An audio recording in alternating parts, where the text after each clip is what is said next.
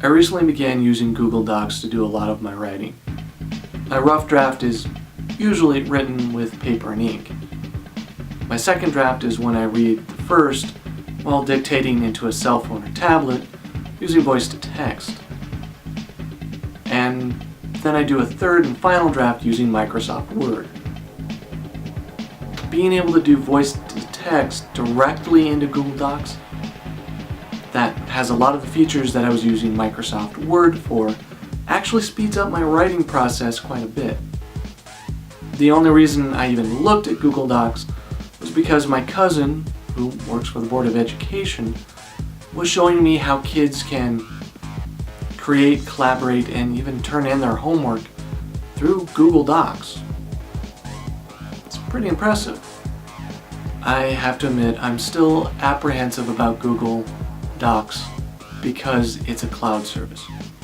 Cloud services, especially storage, have very similar security concerns that also plague email, which I've talked about at length in an older video. Cloud services have already been targeted by bad actors, the fappening.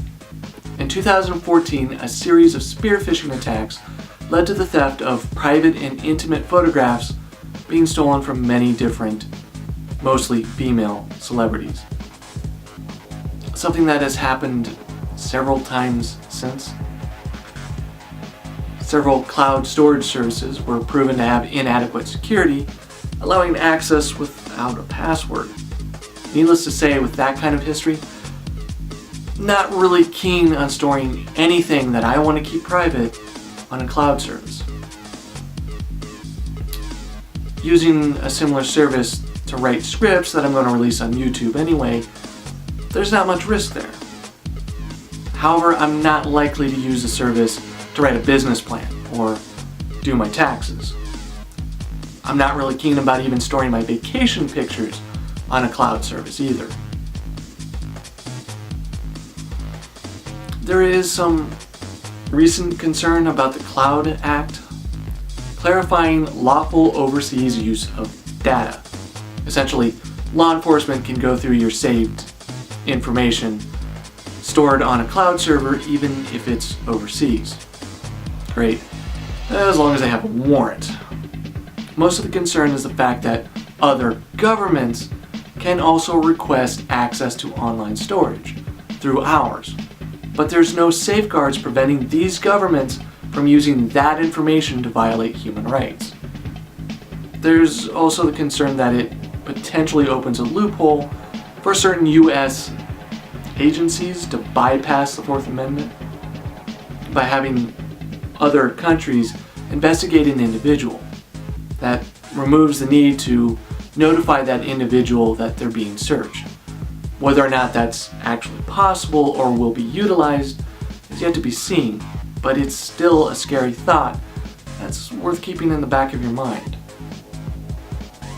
Now, a much more immediate threat is the actual companies providing the cloud storage and services. Unless you're paying for the service, there's a pretty good chance that it's operating under the same business model that Facebook is. You are the product they're selling. The information and data from what you store and do online is gathered and sold. I know that someone's going to ask, what possible information can they gather from my pictures? The answer is a lot more than you might think. And just like Facebook, you're not really sure who that information is going to and how they're going to use it. Be mindful about what you are putting on the internet. If it's something that you really don't want other people to get, then keep it on your own device. Better yet, buy a removable external storage and keep it there. Thumb drives are getting cheaper all the time. They can store more stuff. And even a 4 terabyte hard drive is actually becoming pretty affordable. I know the big appeal of cloud services is the convenience.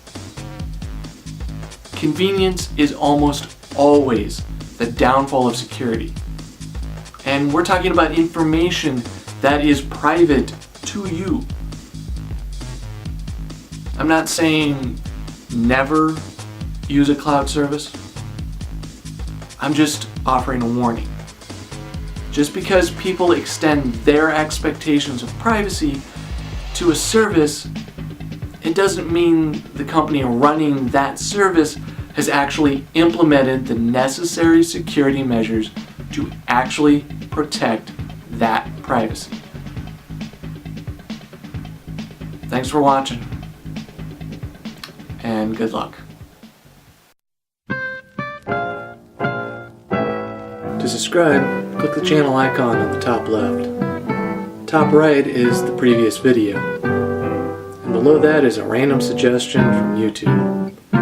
Thanks again.